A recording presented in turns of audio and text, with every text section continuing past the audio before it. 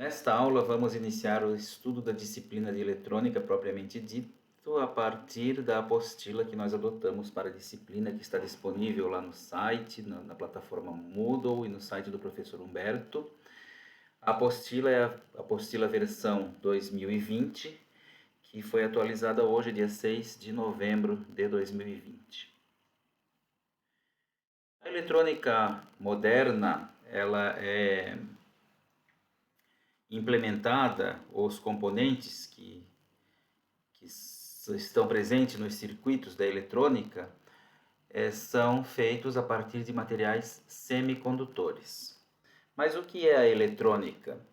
A eletrônica é todo o conjunto de circuitos percorridos por corrente, que tem tensões, etc., que são oriundos da eletricidade, que estão mexendo ou lidando com pequenas potências, da ordem de miliwatts, watts, alguns watts. Então, o que diferencia a eletrônica da eletrotécnica, por exemplo, é justamente a potência. Enquanto a eletrotécnica mexe com potências médias e altas, a eletrônica mexe com potências baixas. A não ser que seja um ramo específico da eletrônica, chamada eletrônica de potência ou eletrônica industrial, que não é o nosso caso aqui. Nós vamos, de fato, falar da eletrônica analógica e que mexe com pequenas potências. Então, e que é a base da eletrônica moderna. Então, como eu estava falando, os materiais semicondutores são os materiais com que são feitos os componentes da eletrônica moderna. Mas o que são materiais semicondutores? Esse prefixo semi, justamente, identifica meio condutores. Então, são materiais que, ora, podem se comportar como condutores da corrente elétrica e, sob outras condições, eles podem se comportar como isolantes. Os elementos químicos mais utilizados para implementar componentes eletrônicos são o silício e o germânio. Esses átomos desses componentes têm 4 elétrons na última camada, ou na camada de valência, lembrando aquele modelo atômico, que o átomo tem um núcleo com prótons e nêutrons e ao redor desse núcleo ficam orbitando elétrons. Então, o silício e o germânio têm 4 elétrons na última camada, orbitando o núcleo. Os átomos, no seu estado natural, possuem igual número de prótons e de elétrons, lembrando que os prótons têm carga positiva e os elétrons carga negativa. Então, se os átomos no estado natural têm igual número de cargas positivas e negativas, no balanço geral das cargas de um átomo, a soma total é zero, ou seja, o átomo é eletricamente equilibrado. Se por algum motivo um átomo que estava eletricamente equilibrado, que estava no seu estado natural, perder uma carga, por exemplo, perder um elétron, que é uma carga negativa, então ele vai ficar no balanço geral com um próton a mais. Então, no balanço geral de cargas, esse átomo ficará positivo e será um íon positivo, também chamado cátion. E da mesma forma, um átomo que estava no seu estado natural, se por um motivo ele ganhar um elétron, então ele ficará com uma carga negativa a mais do que ele tinha anteriormente e, portanto, uma carga negativa a mais do que o número de prótons, que são as cargas positivas. E ele também vai se tornar um íon, nesse caso chamado ânion. Então, íon são átomos eletricamente desequilibrados. Se o íon for um cátion, é porque ele está positivo porque perdeu o elétron. Se for um ânion, ele está negativo porque ganhou o elétron.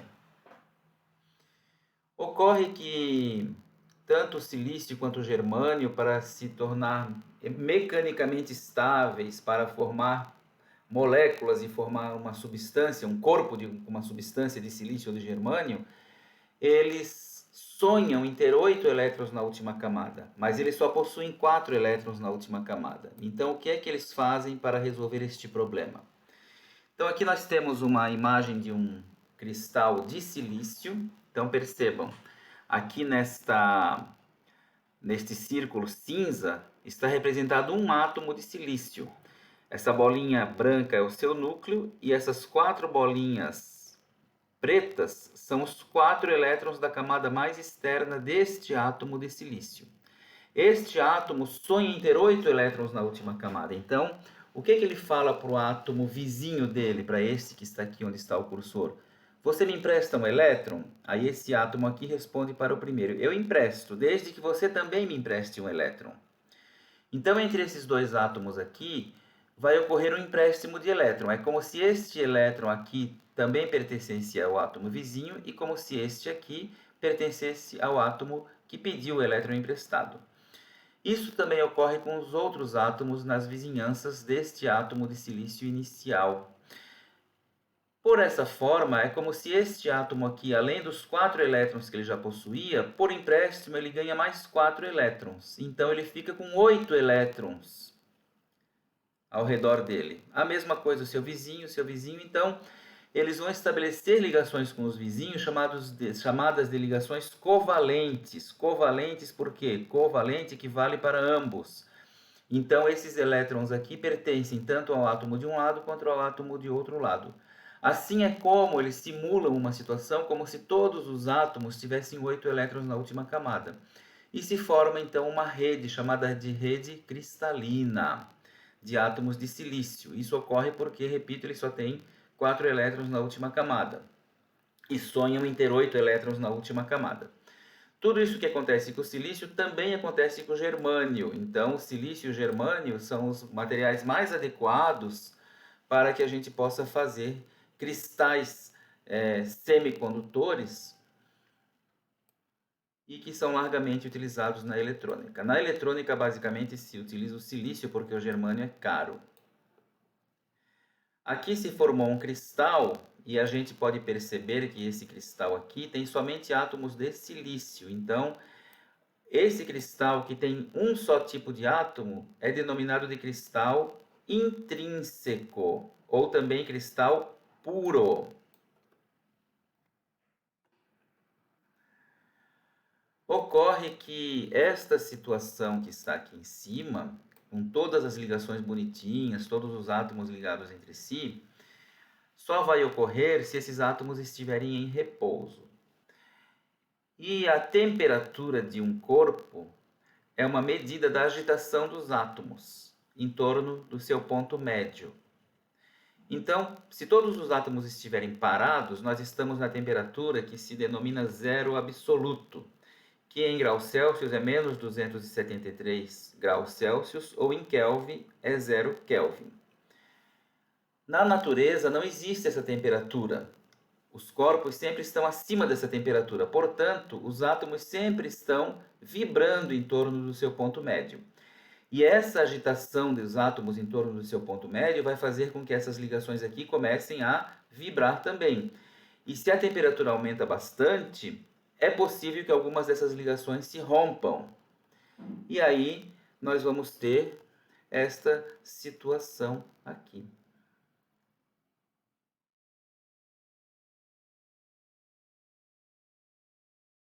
Este átomo, que está representado num quadrado cinza, ele está vibrando por causa do aumento da temperatura. O seu vizinho também. Essa vibração faz com que essa ligação aqui, por exemplo, se rompa. Quando esta ligação se rompe, o átomo, o elétron que fazia parte da ligação, sai da ligação e vai viajar pelo espaço interatômico. Ele se transforma num elétron livre. E no seu lugar fica uma região positiva, porque ele era negativo e ele saiu e deixou uma região positiva, que pode atrair um outro elétron. Essa região positiva é chamada de lacuna. Então, quando uma ligação covalente é rompida, aparece um elétron e uma lacuna. O elétron pode andar pelo meio do cristal. Vejam só. Esse elétron andando pelo meio do cristal, ele pode encontrar uma outra lacuna e se recombinar. Então, por exemplo, essa ligação aqui foi rompida e o elétron que estava aqui foi embora. Aí essa aqui também foi rompida pelo aumento da temperatura. O elétron que saiu daqui foi viajando para esse lado de cá e chega aqui. Quando ele chega aqui, ele vê uma região positiva e ele é negativo. Então ele vai ser atraído pela região positiva e ele volta a ocupar esse espaço da lacuna. Então ele deixa de ser um elétron livre e desaparece a lacuna e se restabelece a ligação. No final das contas, nós vamos ter uma lacuna aqui. Se nós compararmos as duas figuras, ou as três figuras, nós tínhamos inicialmente uma lacuna aqui mais à direita, e no final do processo essa lacuna ficou aqui mais à esquerda. É como se a lacuna saísse daqui e chegasse aqui. Então a lacuna de fato não se movimentou, mas houve uma simulação de movimento da lacuna. A carga ou a região de carga positiva inicialmente estava aqui, onde está o cursor, e no final do processo essa região apareceu aqui. Então é como se a carga positiva se tivesse deslocado dentro do cristal. Então, nesse sentido, a gente vai dizer que num cristal de silício ou de germânio, há tanto movimento de elétrons quanto movimento de lacunas, portanto, movimento de cargas positivas como movimento de cargas negativas. Ocorre que esse rompimento de ligações e o aparecimento de cargas livres dentro do cristal, seja de cargas positivas pelo aparecimento de lacunas, seja de cargas negativas pelos elétrons que saem das ligações covalentes e vão viajar pelo espaço interatômico, é indesejável, porque se a temperatura aumenta muito, eu começo a ter muitos elétrons livres, e é um processo sobre o qual eu não tenho controle. Então, o ideal é que eu tivesse um meio de saber quantos elétrons eu posso ter livres dentro do cristal, ou quantas lacunas eu posso ter livre dentro do cristal. E realmente dá para fazer isso. Nós podemos, a partir de um processo chamado dopagem, controlar o número de elétrons livres. Por exemplo, se eu tiver aqui a minha rede de átomos de silício, representado pelas bolinhas brancas, e nesta rede, de alguma forma, eu introduzir 3 átomos de fósforo. O fósforo tem 5 elétrons na última camada, então observem aqui, ele é um átomo pentavalente. Então aqui nós temos 1, 2, 3, 4 elétrons que vão se recombinar com os átomos vizinhos e o quinto elétron vai sobrar. Neste átomo aqui de fósforo também sobra o quinto elétron. Neste átomo aqui também sobra o quinto elétron. Aqui nós temos a representação de uma ligação covalente rompida. Então, nós temos aqui quantos elétrons livres no final das contas?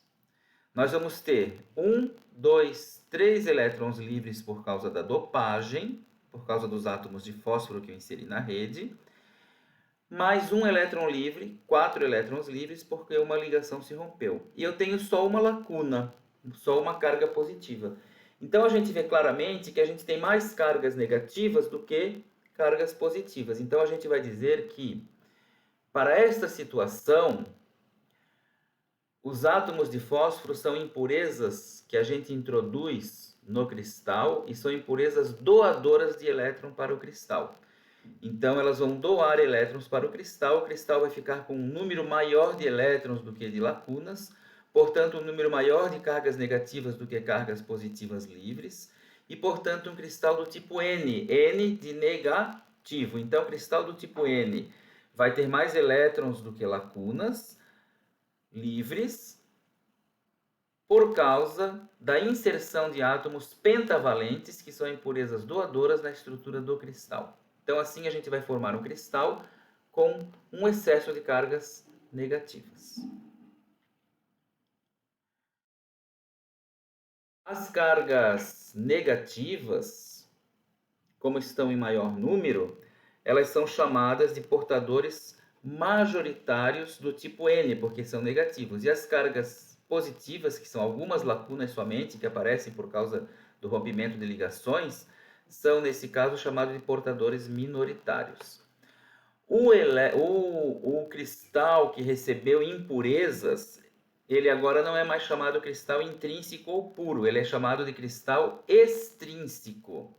Nesse caso do tipo N, extrínseco porque recebeu impurezas, do tipo N porque as impurezas são pentavalentes e fez com que aumentasse o número de elétrons livres dentro da rede cristalina. Se nós conseguirmos fazer um cristal do tipo N, também podemos fazer um cristal do tipo P. Como que se faz um cristal do tipo P? No lugar de introduzir impurezas pentavalentes na rede cristalina de silício, a gente vai introduzir impurezas trivalentes, ou seja, somente com 3 elétrons na camada mais externa. Então, um exemplo disso é o átomo de boro. Quando a gente introduz um átomo de boro aqui nessa região onde estou com o cursor, os 3 elétrons mais externos do boro vão fazer ligações covalentes com os átomos vizinhos. O quarto átomo vizinho vai pedir um elétron emprestado para o boro, e o boro vai falar, eu não tenho mais para emprestar. Então, automaticamente, vai aparecer aqui uma região com uma falta de um elétron, ou seja, uma lacuna, que é uma carga positiva. Então, para cada átomo de boro, aparece uma carga positiva na rede cristalina. Razão pela qual a gente disse que se formou um cristal do tipo P, porque agora eu vou ter mais lacunas do que elétrons livres. Aqui nós temos uma ligação covalente rompida, somente um elétron livre. E quantas lacunas livres? 1, 2, 3, 4. Então, assim se forma um cristal extrínseco, porque também é impuro, porque agora ele tem impurezas trivalentes, só que ele não é mais do tipo N, agora ele é do tipo P, porque com a inserção de átomos de boro, que são impurezas trivalentes, eu estou inserindo lacunas, que são cargas positivas na estrutura atômica.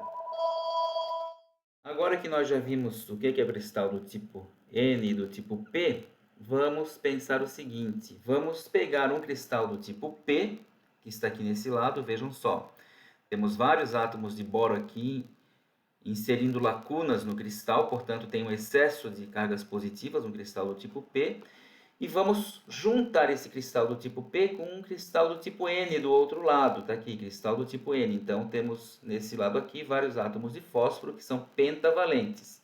Então, aqui eu tenho vários elétrons livres e aqui várias lacunas livres. Então, nesse lado, cristal do tipo P, excesso de cargas positivas. Nesse lado, cristal do tipo N, excesso de cargas negativas. O que será que vai acontecer aqui nesta linha da junção? Que nesse lado eu tenho o tipo P, o tipo N, com átomos de fósforo, e nesse lado eu tenho o tipo P com átomos de boro. Muito simples, né? Este elétron aqui a seta está saindo desse daqui, ó, mas está errado, está saindo desse daqui, tá? Esse elétron aqui, que é um elétron livre, vai olhar para essa lacuna e vai dizer assim, oi, eu estou aqui. E ele é negativo e a lacuna é positiva. E aí a lacuna vai falar, pode vir que eu estou atraindo você. Então esse elétron aqui sai daqui e vem ocupar essa lacuna. Do mesmo jeito, esse elétron aqui sai daqui e vem ocupar essa lacuna.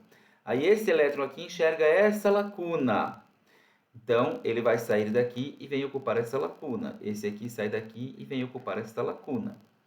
O que vai acontecer com esses átomos de fósforo aqui que perderam elétrons? Ora, se o átomo perde um elétron, ele deixa de ser eletricamente equilibrado e se torna um íon positivo. E esses átomos de boro que ganham elétrons, ele deixa de ser eletricamente equilibrado e se torna um íon negativo. Então, vejam só como é que vai ficar a situação. Esses átomos de fósforo que perderam elétrons, eles se tornam íons positivos, por isso esse mais aqui, ó. Esses átomos de boro que ganharam elétrons se tornam íons negativos, por isso esse menos aqui. Mas percebam que desde esta primeira barrinha aqui até esta última barrinha aqui, nessa região inteira aqui, não tem mais cargas livres. Por quê? Porque não tem mais elétrons livres nem lacunas livres. Porque todas as ligações covalentes estão refeitas. Só que apareceram cargas fixas aqui, porque os átomos são fixos. Então, esse aqui é uma carga fixa, um íon positivo, um íon positivo, um íon positivo, um íon positivo.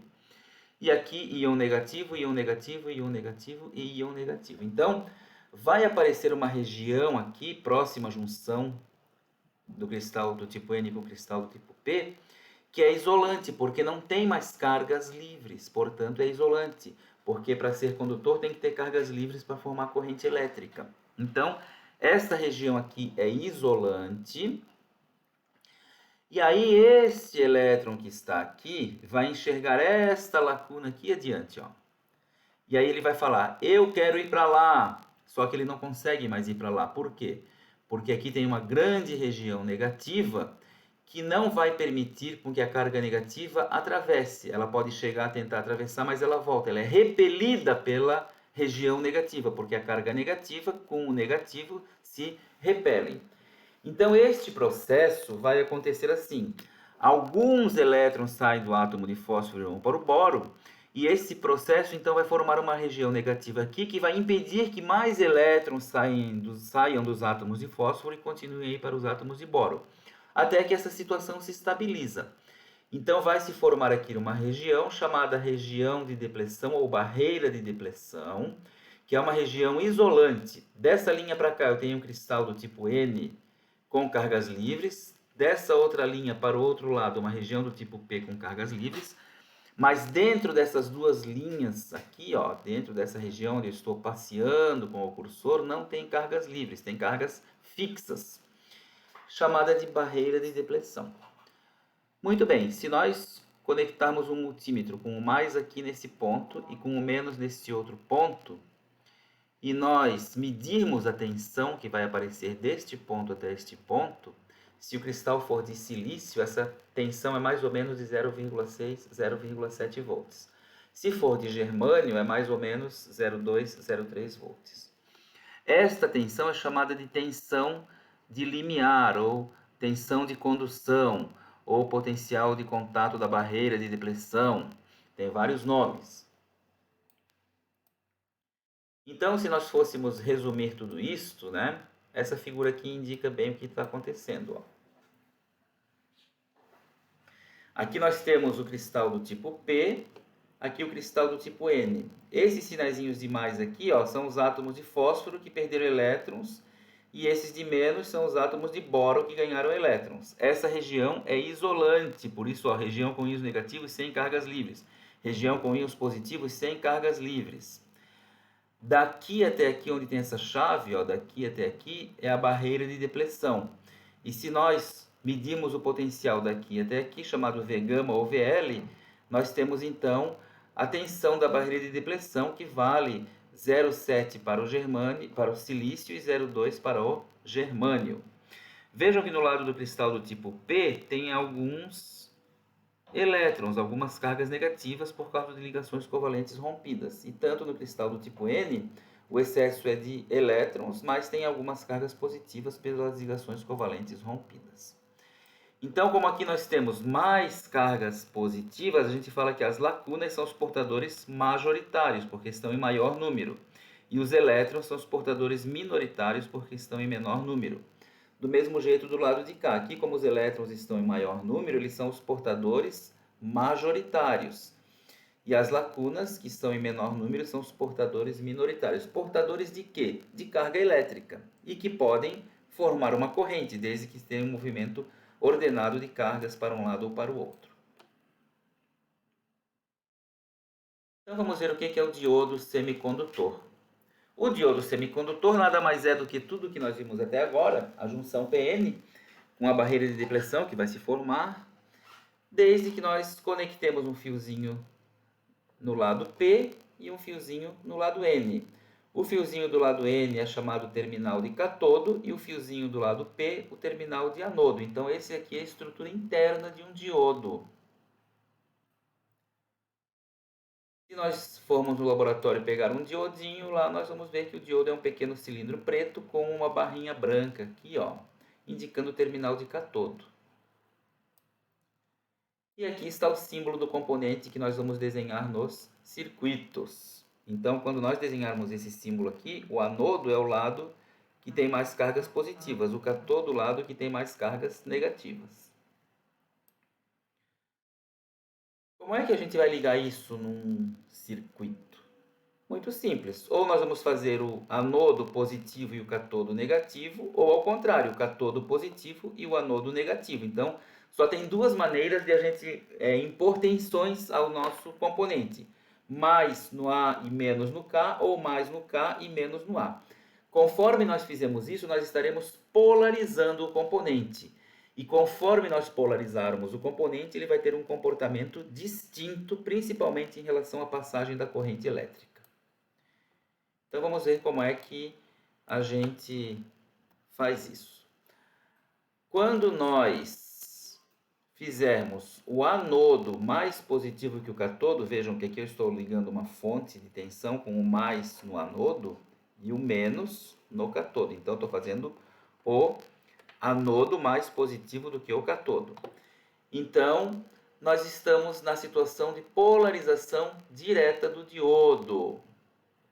O que vai acontecer? O mais da fonte vai fazer com que as cargas positivas sejam impelidas do anodo para o catodo. E o menos da fonte vai fazer com que as cargas negativas sejam impelidas ou aceleradas ou deslocadas do menos para o mais. Então, a maior parte das cargas aqui, que é positiva, vai passar para o outro lado. E a maior parte das cargas negativas vai passar também para o anodo. Então, haverá um movimento de lacunas do anodo para o catodo e de elétrons do catodo para o anodo.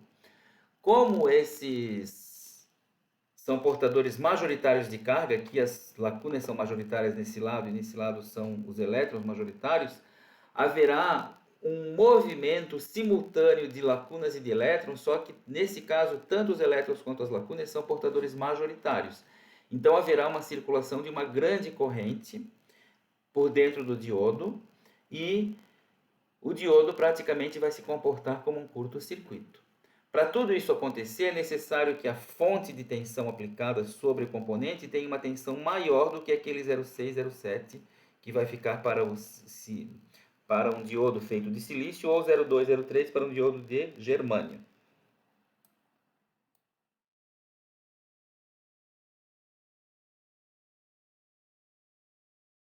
Então, nós temos essa situação aqui, ó, na polarização direta. O mais no anodo e o menos no catodo. Com isso, o nosso componente se comporta como uma queda de tensão de valor 0,6, 0,7 se for de silício ou de 0,2, 0,3 se for de germânio. E ele vai deixar passar uma corrente grande do anodo para o catodo. É como se ele fosse um curto-circuito, mas ao mesmo tempo ele deixa uma queda de tensão entre anodo e catodo. Essa flecha do símbolo aqui, então, indica o sentido preferencial de condução do nosso componente. Se ele vai deixar passar a corrente maior do anodo para o catodo, então a flecha aponta para onde a corrente vai passar. Então, essa é a polarização direta. Quando nós aplicamos esta fonte aqui, ó, com o valor maior do que a tensão V gama, nós vamos entregar energia suficiente para os elétrons e lacunas passarem do catodo para o anodo. Lembram que eu falei que os elétrons não conseguiam passar daqui para cá por causa dessa região negativa? Pois é, este efeito dessa região negativa é anulado desde que a fonte que for aplicada sobre o componente tenha valor de tensão maior do que a tensão de limiar da barreira de depleção. Ou seja, se eu tiver um diodo de silício, eu tenho que aplicar uma fonte VCC maior do que 0,607 volts, aí esses elétrons já terão energia suficiente para enfrentar a região negativa que está aqui, que impedia eles a passarem para o outro lado. Então, esse é o comportamento do diodo na região de polarização direta. Agora, se nós invertermos aquela fonte, nós vamos fazer a polarização reversa. Então, invertendo a fonte de tensão, o que vai acontecer? Aqui nós tínhamos um lado N e a fonte aqui está positiva. Então, a fonte vai atrair os elétrons do lado N para cá, fazendo com que uma maior quantidade de íons apareça aqui, porque a fonte vai arrancar os elétrons dos átomos de fósforo que compõem o cristal N. Do mesmo jeito, o menos da fonte vai arrancar as lacunas dos átomos de boro que compõem o cristal P, fazendo com que apareçam mais íons negativos. Em outras palavras, quando a gente liga uma fonte sobre um diodo com o mais no catodo e o menos do anodo, a barreira de depleção é alargada, a largura da barreira de depleção é alargada. E como a barreira de depressão é isolante, praticamente isso aqui se comporta como um circuito aberto, de forma que não vai passar corrente significativa do cátodo para o anodo, porque a fonte ela sempre joga a corrente para fora de si pelo mais. Então, sairia uma corrente aqui do mais e percorreria o circuito assim, nesse sentido que eu estou mostrando com o cursor.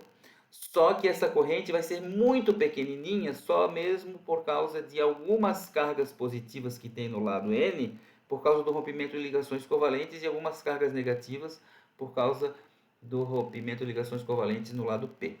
Ou seja, praticamente a gente vai dizer que o diodo reversamente polarizado é um circuito aberto. Então está aqui. Nós temos aqui um diodo, que nós estamos fazendo agora o cátodo mais positivo que o anodo, então ele se comporta como um circuito aberto. Vejam que do cátodo para o anodo aqui não tem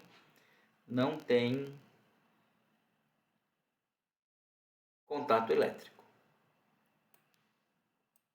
Então agora aqui nós temos um circuitinho, que é um exemplo, que nós vamos resolver para vocês. Tá bom? Então com isso a gente termina essa primeira videoaula. O exemplo pede para que nós, no circuito abaixo, determinamos quais lâmpadas estão acesas. Então aqui nós temos um circuito com uma fonte de tensão, vários diodos e várias lâmpadas, L1, L2, L3 e L4. Nós vimos que o diodo, se for polarizado com o mais no anodo e o menos no cátodo, ele vai deixar passar a corrente.